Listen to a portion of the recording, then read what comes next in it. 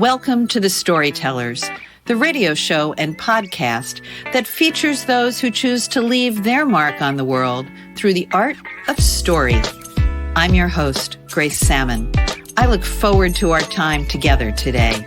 Now, let's meet our storyteller.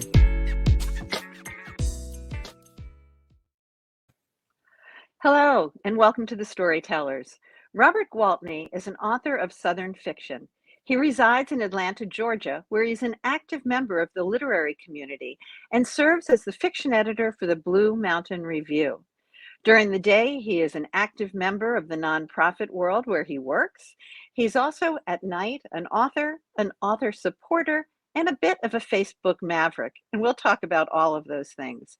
His debut novel, The Cicada Tree, will be released by Moonshine Cove Publishing in February of 2022. Robert, welcome to the microphone. Thank you so much, Grace. It's wonderful to be here. Thank you for having me.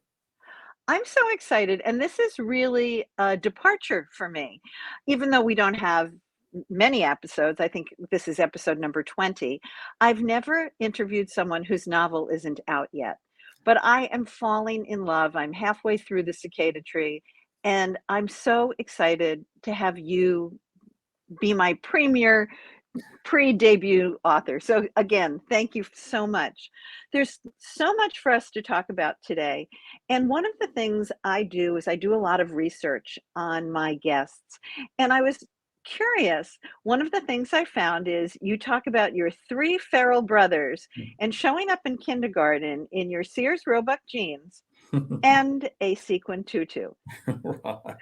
Tell us about that family. So I'm the oldest of four boys, and I think that there's probably 12 years between myself and my youngest brother.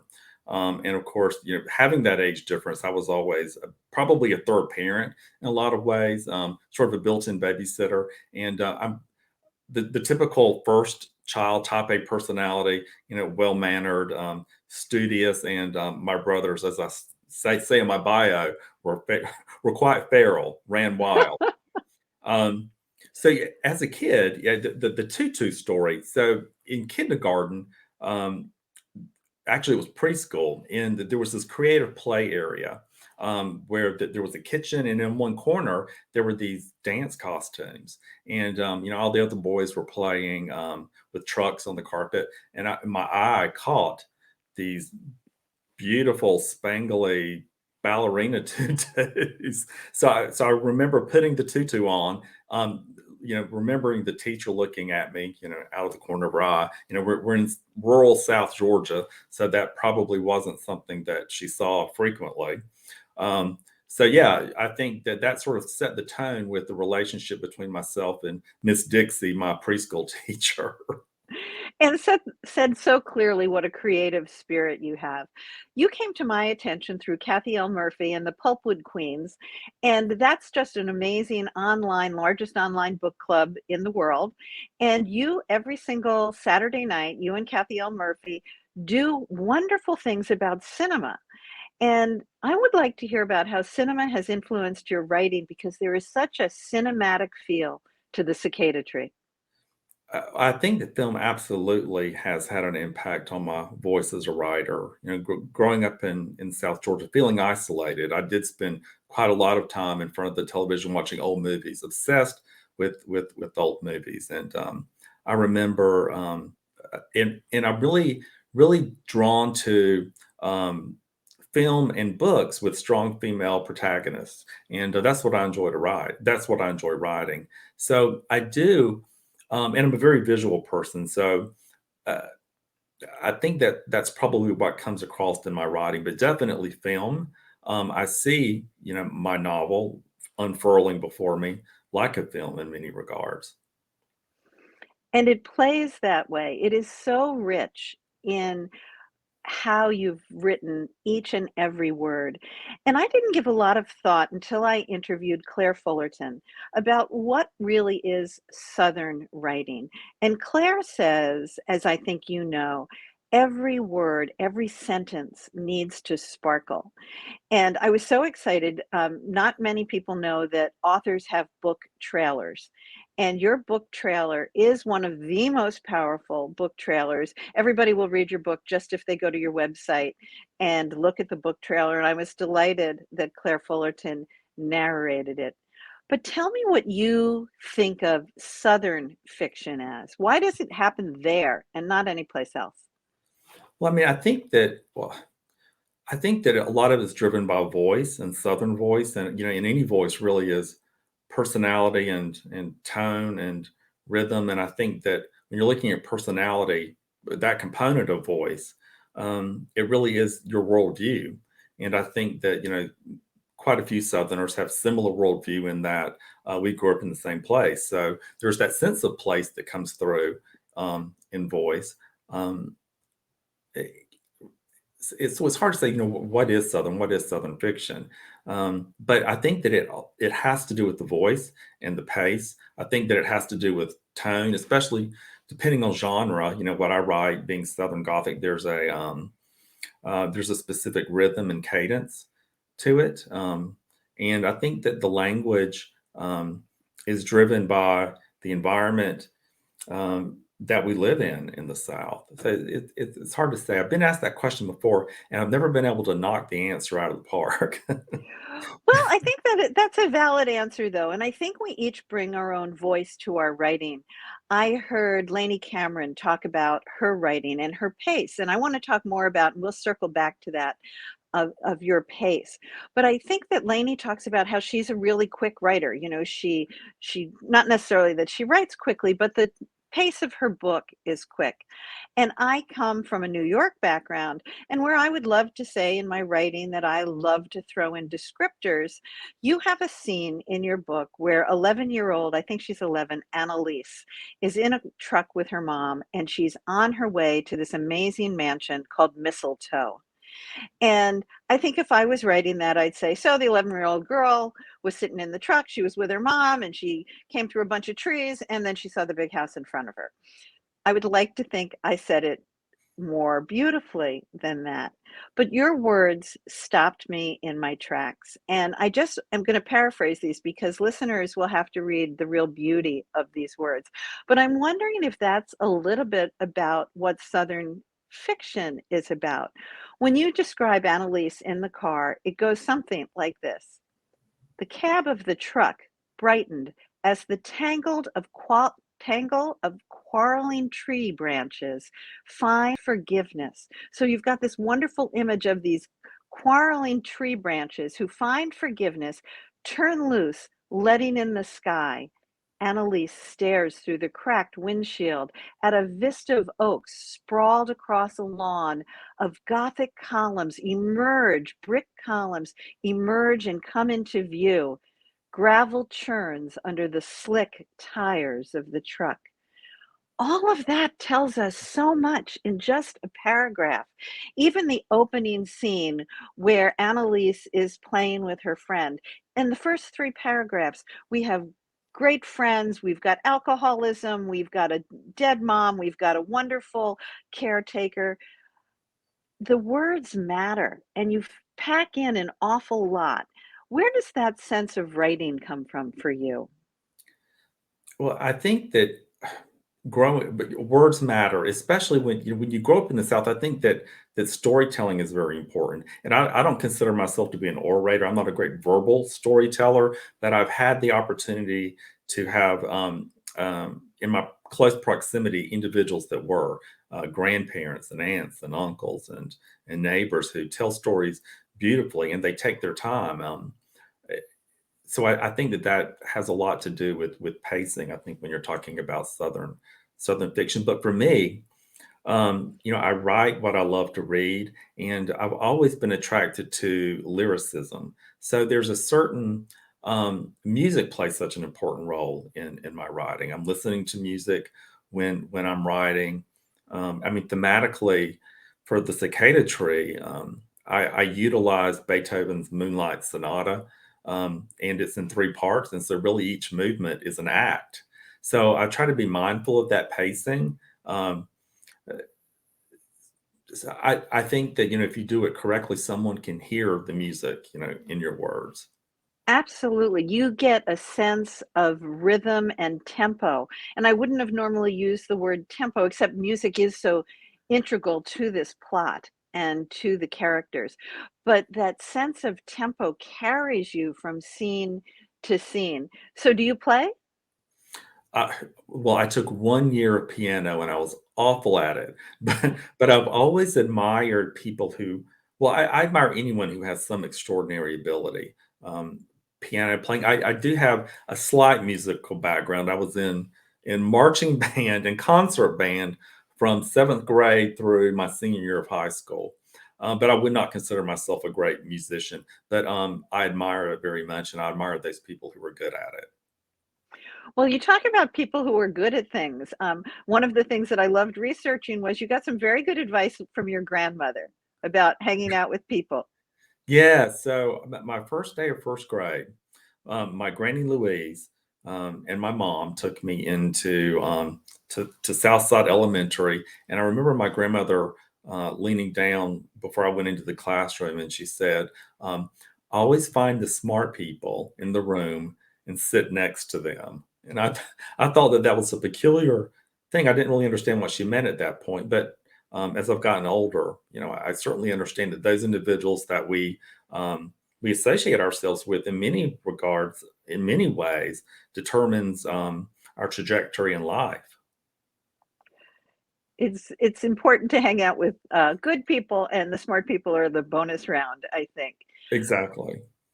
This is going to be your debut novel. Have you written anything prior to this? So I have a novel that I wrote. I probably got about halfway through and put it to the side. Which actually, what I read in that first novel was what led me to the cicada tree. The character Annalise that you spoke of, who's 11 years old. Was initially a novel that took place in 1970 something, and Annalise was the mother of a young boy, and I was so fascinated, and the young boy was the protagonist, and I was so fascinated by Annalise and how she came to appear on the page to me that I began to wonder and ask myself questions. Well, I wonder what she was like as a girl, and so that's really how the cicada tree came to be. There was this scene that I wrote, um, and it sort of changed everything for me. Will that novel now emerge as a novel once Cicada Tree is out? No. I love honest people, Robert. This is wonderful. But isn't that interesting how our characters become so real to us that we begin to wonder, oh, I wonder what she would have done prior to that. So, how did you pick 1956, I think it is?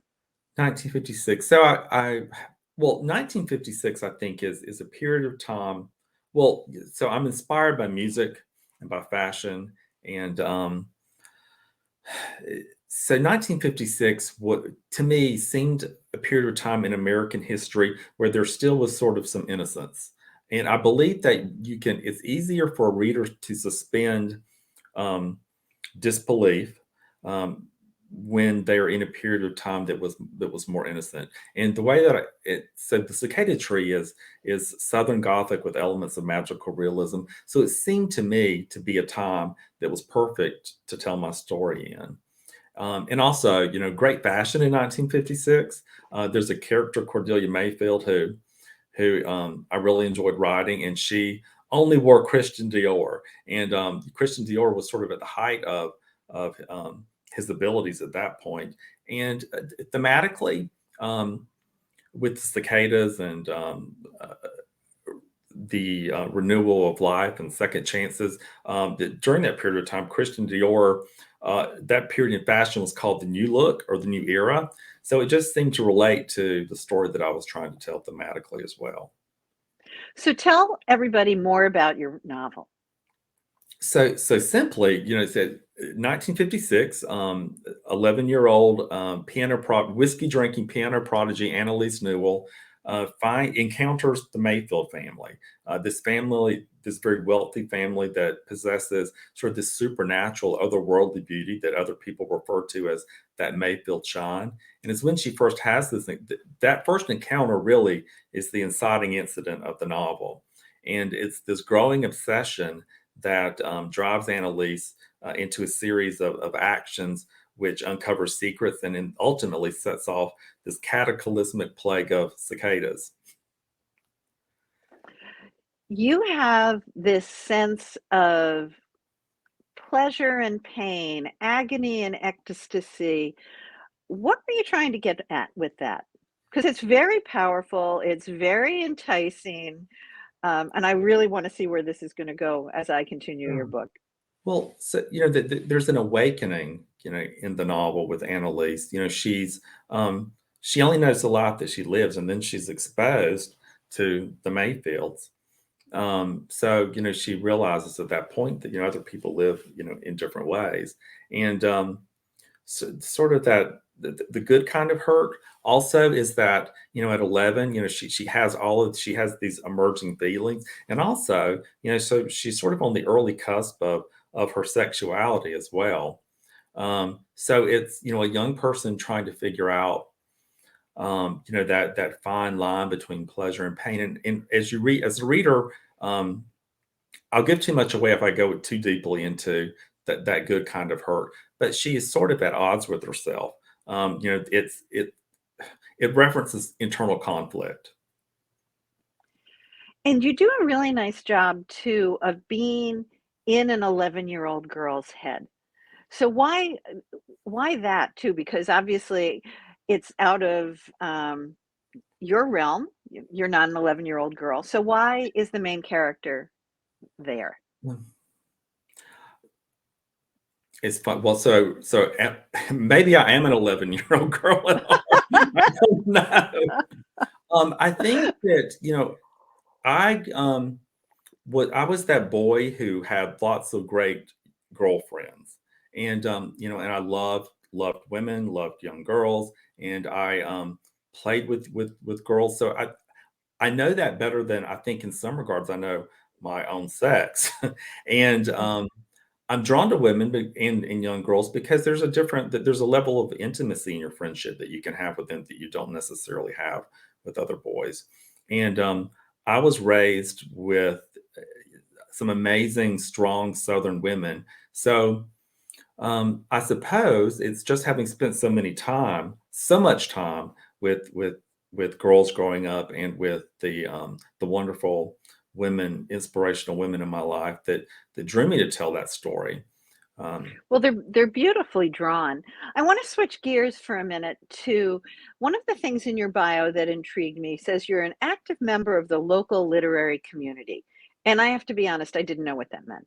Because Okay, I should be involved in my local literary community, and I sure. don't know what Well, that means. so in Atlanta, there's I mean, you can't throw a rock and not hit a writer in Atlanta, Georgia. There are just a lot of writers here, a lot of talented writers, and the community is very supportive.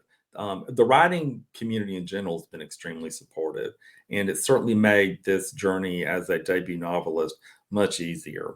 But there are lots of opportunities to participate. I don't know, 15 years or so ago, I joined the Atlanta Writers Club, which is a wonderful club that's supportive of writers at all stages in their careers. So, so that's uh, being involved in groups like that. I've had the opportunity to participate in local conferences, to have friendships with writers. There's a huge book festival that occurs here every year called the Decatur Book Festival. There was the Decatur Writers Studio. So lots of opportunities and groups to be able to join. They've been great sources of inspiration and support while I've been on this journey. You and I are both very active in the literary community that is virtual. And as we've moved into the pandemic deeper and deeper, that seems less and less virtual to us. Right. We have true friendships that we've developed. Now, you mentioned you joined 15 years ago. Does that mean that you had a book in you 15 years ago? Then you knew it? I always felt like I had a book in me or stories to tell. From a very young age, I felt that I would tell stories, but I wasn't quite sure in what way, I would tell stories.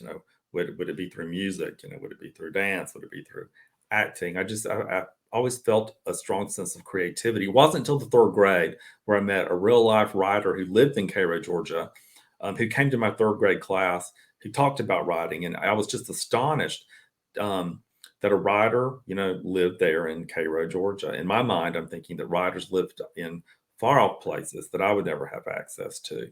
So I think it was at that moment, that day, in that third grade class, that I felt that it might be possible to be a writer. I never really told anyone until some years later. It's really not been until the last few years that I've felt comfortable to tell people to actually claim the fact that I'm a writer. I think it's a hard thing to say. It always seemed arrogant to me. Oh, I'm a writer. Well, what does that mean exactly? And, I think the first question always is, well, have I read anything that you've written? And, until you've got something under your belt, it's always a little awkward. But I would challenge individuals who haven't had anything published to claim that right, even if you haven't had anything that's seen the light of the day, that you are in fact a writer. Own it. I think that's great advice. And I think for me too, my writing is also the most naked thing I do, where people, I think they do sometimes get the impression that writers are boastful people because we have to do so much promoting, which is a whole new way of getting our books out. But really, it's a very humbling thing. At least I find it. Do you? Oh, absolutely. I mean, it's a very intimate experience. I think you reveal a lot of yourself in certain ways, when you write. The whole self-promotion thing is very challenging and awkward for me. In some ways, it sort of goes against my Southern upbringing. And it really wasn't until the last 5 years that I was even on Facebook. I resisted for a very long time, but it's so important in this day and age, if you're going to write a book that, and you're going to continue to write books, that you do have an active presence. It takes a great deal of time to do, and I'm sort of feeling my way through it. Yeah, I think many of us are. So you said continue to write books. Is there another book in you? Oh, absolutely. So, so I'm struggling. I'm trying to figure out what's next. I've started another book. The working title's "In That Quiet Earth."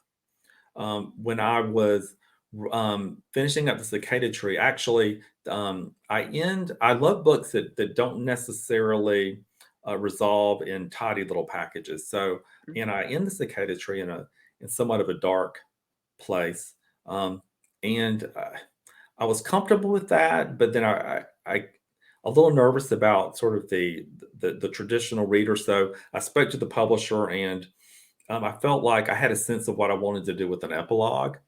And I just finished the epilogue to the cicada tree and sent it off to the publisher on Friday. So after, a year or two of working on the cicada tree and coming back to it, I started in working on that epilogue. I started to ask myself a lot of questions like, what happens next? Let's say what do the lives of these young girls look like 4 years from now?